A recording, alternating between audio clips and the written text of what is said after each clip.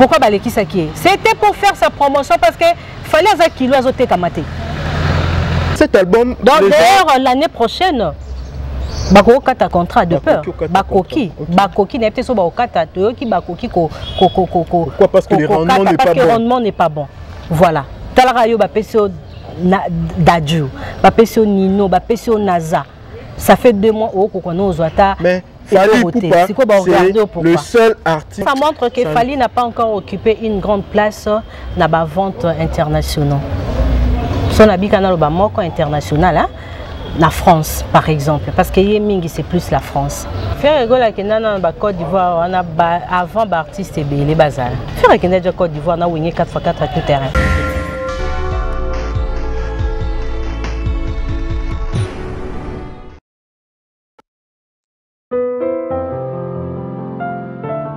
Bon, bah concert à Abidjan, on a tout le monde peut faire dans l'Abidjan. Kofi Pakenda qui héritier par exemple la carnet naé ou JB Paucho Kende. Donc Fally n'est pas la seule personne où Azo Kende là Abidjan, à Côte d'Ivoire. Moi je suis toujours fière de Fally Ipupa. Il fait bien son travail. Vraiment il fait bien son travail. Il fait de belles chansons. Mais tout le monde côté comme Yemondenga Milobara à Madagascar té. Avant les gars rendés artistes nyonso. Auta qui Abidjan awat. Faire pas qui Abidjan. Tu comprends? Kofi Pauté ba Bennett. Hein, Cameroun, il n'y a pas qui. Donc, nous super au Kendenaï. Donc, tout est possible dans l'artiste. Et ça, c'est exceptionnel seulement pour lui sur mesure pour naï. Non. Les autres, jet privé. Mon héritier d'Angola ou quoi là, jet privé. Autres, JB a bâti jet privé. Sur le but qu'ils ont location, jet privé, ça lance 20 000 $. C'est pour nous, nous prenons l'artiste à 20 000 $. Donc, jet privé, c'est un non-événement. Les événements, non, pour les événements. Parce que si on a un artiste, il a 20 000 $ pour louer jet. Fabrice. Tu es innocent. Il y a une voiture innocente au Sombate. Il y a 6 aux États-Unis. Hein?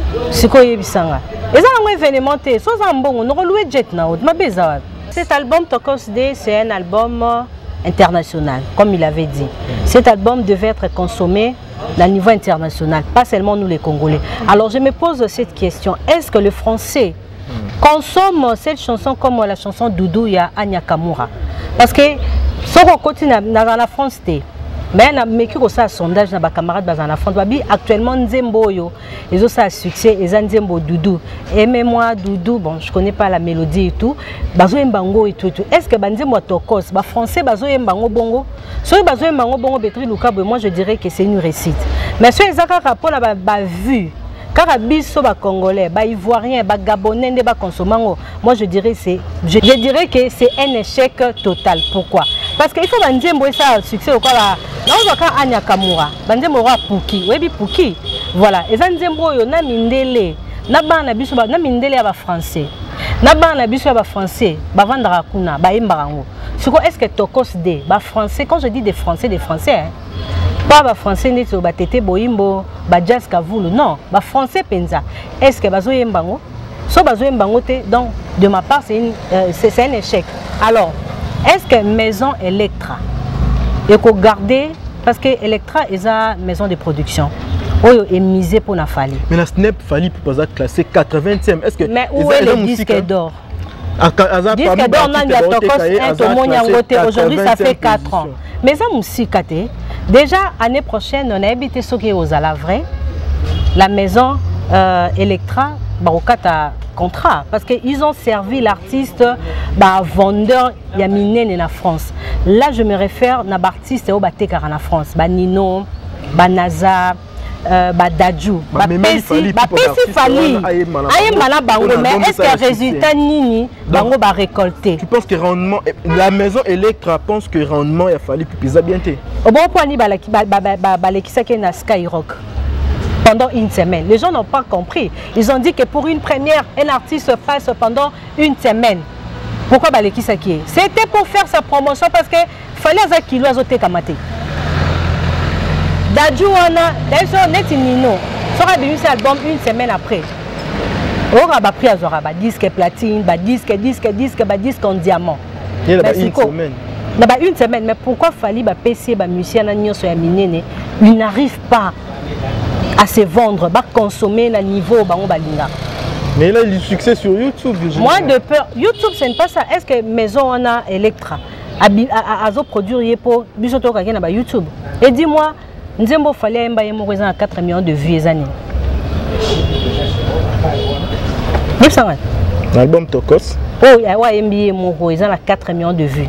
En fait, dans cet album, d'ailleurs l'année prochaine Bako kata contrat de peur. Bakoki n'est peut-être pas au kata qui bakoki pourquoi? Parce que le rendement n'est pas bon. Voilà.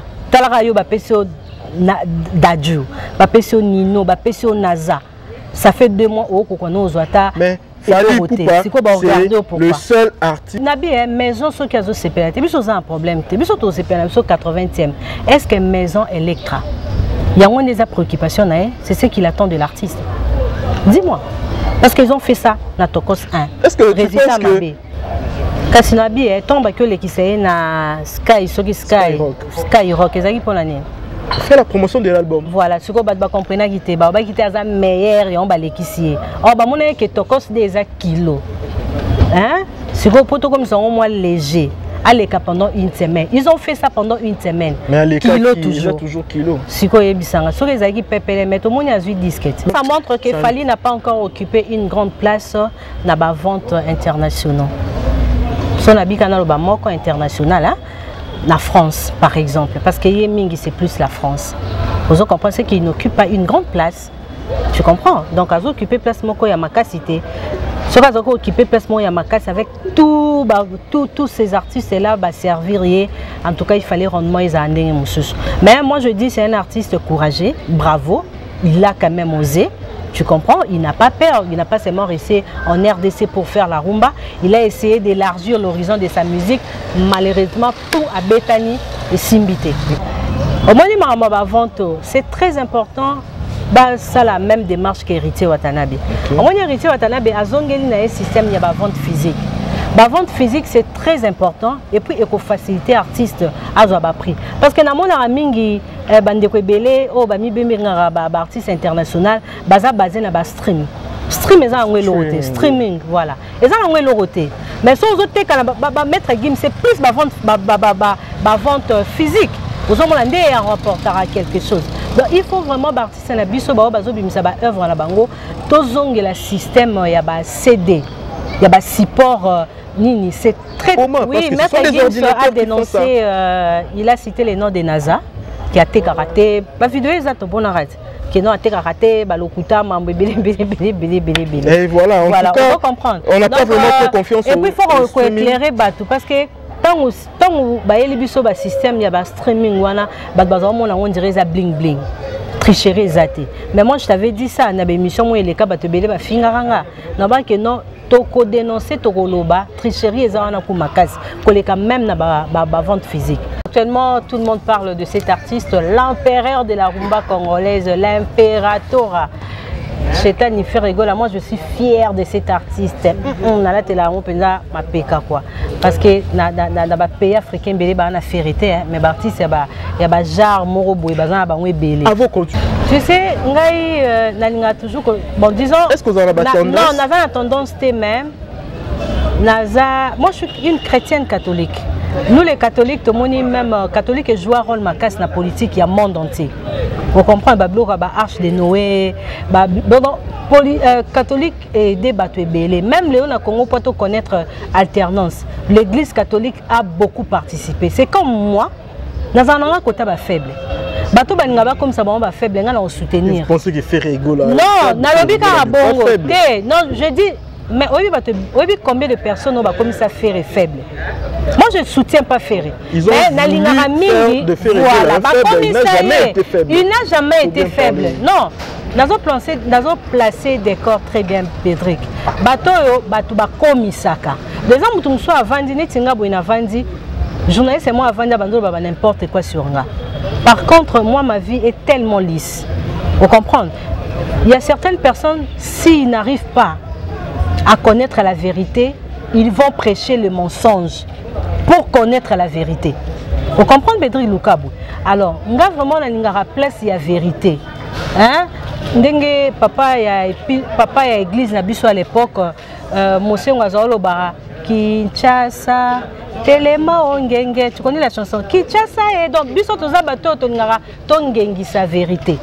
Vous comprenez? Nous avons la vérité. Si vous voyez que Bolobi est ferré, il a faux chanteur. Nous avons l'équipe qui a prouvé que non, il a faux chanteur en Nénénin. Nous avons un jibé na wera. Il a faux chanteur en Nénénin. Na wenge wana ya kalawana, l'artiste c'est combien bazaki oya testé. Mais bazora ferré pourquoi? Parce que ba comprena ka. Moto ya beti Zénith, moto azobeta ba rumba. Tana neti rumba moi beti na garçon moi ya Lubumbashi boy. Pas parole hein.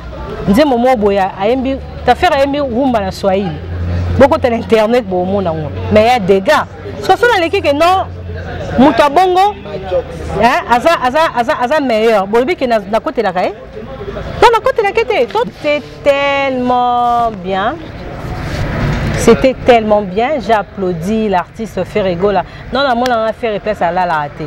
Na mon maman a lali a fini qui a la mou qui a salé biso maki Instagram. Maki moi pilipili et ça a succès beau. Donc tu vois, c'était bien à la Kisibiso séjour naïe, n'engazo réalisé ba clip naïe. Donc pour moi, c'était vraiment très bien. Bravo à l'équipe de l'artiste Ferrego là. Et là je vois maintenant, est-ce que tous ces gens-là qui passaient à la télé, aux médias pour critiquer le bureau de Ferrego là, de ne rien faire pour l'artiste. Mais peut-être ils ont compris, est-ce que occupé pour les cas, baloba que non, vraiment bureau à Ferrego là-bas au Samoussala. T'as mon moutalé qui n'a TVT hein. Tu vois, les gens sont là pour critiquer. Bazo prêcher mensonge pour bailler la vérité à Ferrego là-bas. Yemoro artiste na bureau na ba telibino vérité. Maman boko nebso makambu ya Ferrego là bolinga toujours ko lien on a fallu pourquoi. Bazarama pas ça. Ce sont les grands artistes actuellement. Voilà. Mais pourquoi tu fallait un barrage international, fallait faire bundana badaju. Les grands artistes de notre pays actuellement. Fallait le baraleki batu, bat baraleki, ake bundana bagim, sena badaju na banaza. Atika faire koto. Na bon mon rali comme faire sali et les caca comparaison, fallait s'est révolté. Pour l'injustice oyo. Bazako servir Ferrego là.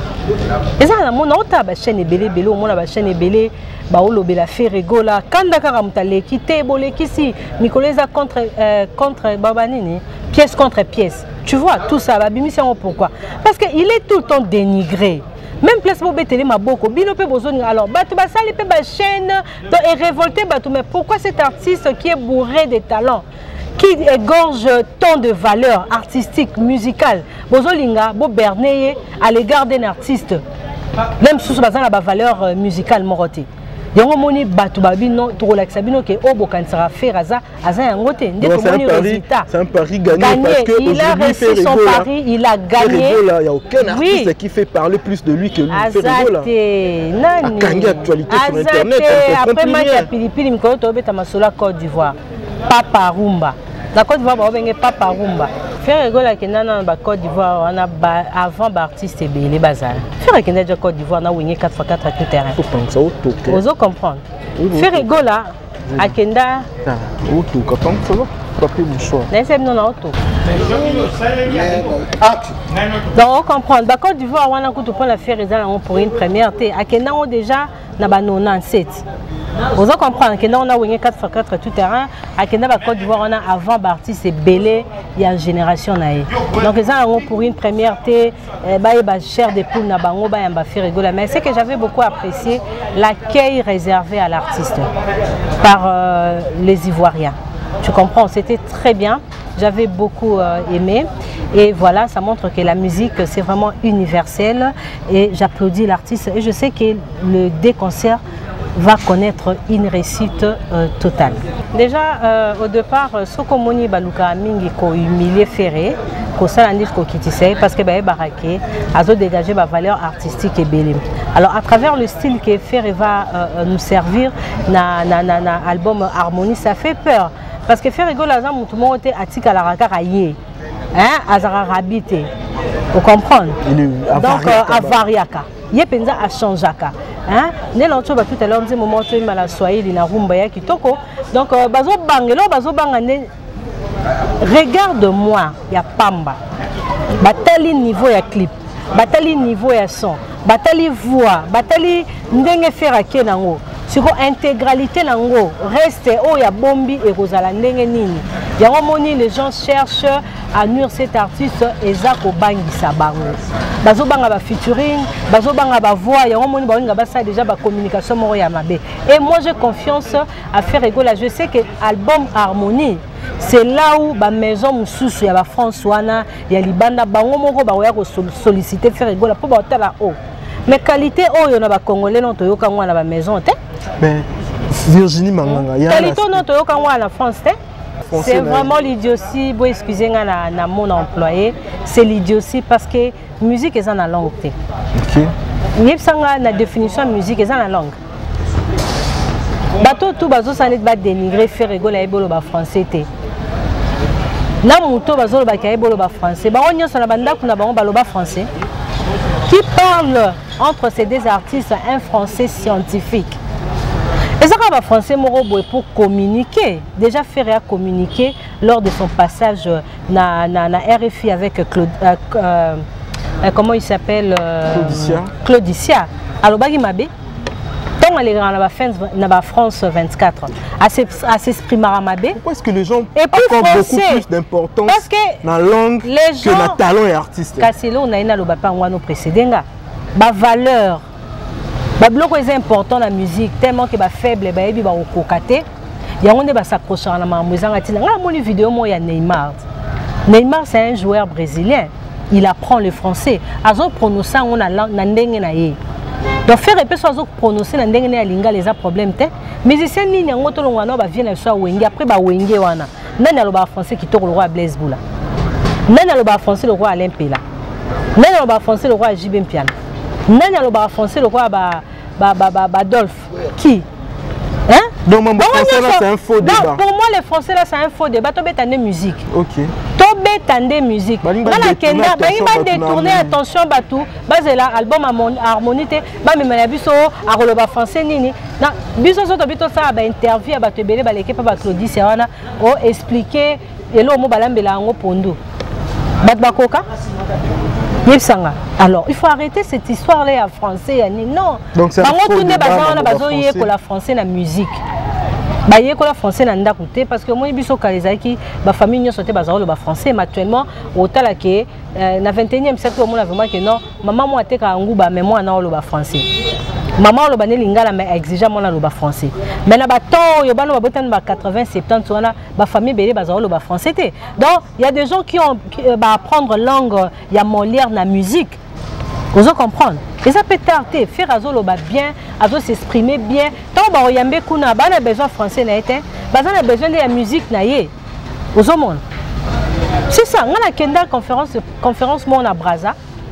Directeur il y a campagne. Il y a Obama. Alors, la fleuve Congo. C'est un anglophone, voilà. Il faut comprendre. Nous aussi, on est des lingalaphones. On est des francophones. Bon, oui, dans nos bases, les lingala. Je ne sais pas si je vais apprendre biso wallon. Voilà. Merci beaucoup. Comprendre. Donc, bon, si biso na mamba français. Il faut na beta penya c'était na likambo. Bon, si biso na mamba français, s'il vous plaît. Mais c'est au lingabola qui fait dans le français. Alors, le français, qu'on a fait été. Pendant qu'on a une interview à Michel Monté, on a le dictionnaire. OK. Bon, le français, le roi Kofi. Alors, le français, quand il y a musique, au cocktail, on a servi cocktail, on a reçu la boue. Et puis, il y a ma BPE Bimanakati. Ce que je veux dire, ma bénion sur Ferregola. Bon, on a école français la musique. Ceux qui n'ont pas école français la musique, on n'a pas école. On a tout en français la musique, balo baba qui est dans liboso. Le plus important est la musique. Communication, message, les cas. Bazo bien sûr français scientifique. Merci beaucoup. Ce sont des français scientifiques. En tout cas, tu connais Josie. C'est une chanteuse ivoirienne que j'aime beaucoup. Va chanter, va collaborer avec Ferregola. Avec Ferregola, donc le programme il y a Bidjan, il y a Moto, donc le programme qui toque les BD pour la Ferregola. En tout cas, il y a Ozela. Dis-moi là, il y a un Guadawana. Dernière danse. Dernière danse. Cartonné déjà. Ferregola, Azoemba, le col dans la studio, mais où la mouka. Il y a un indépendant empereur, il y a rumba congolaise. Virginie Manga, commentaire sur la façon de chanter de Ferregola. Il venait de se réveiller. Mais il chantait comme si il était comme si la voix était enregistrée dans le studio. Bah, ça, mais parce qu'il est Jésus, c'est lui le Jésus, c'est lui l'empereur, le vrai empereur. Il faut chercher même les mots plus que surdoué. Une voix bio. Voilà. Hein? Bio comme on dit. Donc une voix bio à Pandi, à Ngote, à Gangité, en se réveillant, il chante comme ça. Et avant un jour, on aurait dit mon à son enfant. Il va tuer les gens. Merci beaucoup. Il va tuer les gens, il va tuer les gens. Tu bêtes des musiques, bah musiciens la biso bêtes des musiques parce que ça va fertilité oh ya ba mituka. Tu en as besoin ya art. To boinde redia loba qui actuellement on a plus ba vedette que ba chanteur. Donc nous voulons ba chanteur na musique congolaise to boyi ba vedette. Oh ya za vedette pour attaquer la maman Michael Jackson. Oh ya za vedette pour aroyemba la Beyoncé. Tu en as besoin ba chanteur. Mboko eza mboka ya rumba, eza mboka ya kunga, eza mboka ya musique ya dégâts. Donc on a besoin penza ya ba grand chanteur, ya ba tremplin de quoi va faire rigola. Ba héritier Watanabe. Donc voilà, on a besoin de JB piano, donc ba musicien. Hein, nous sommes arrivés à la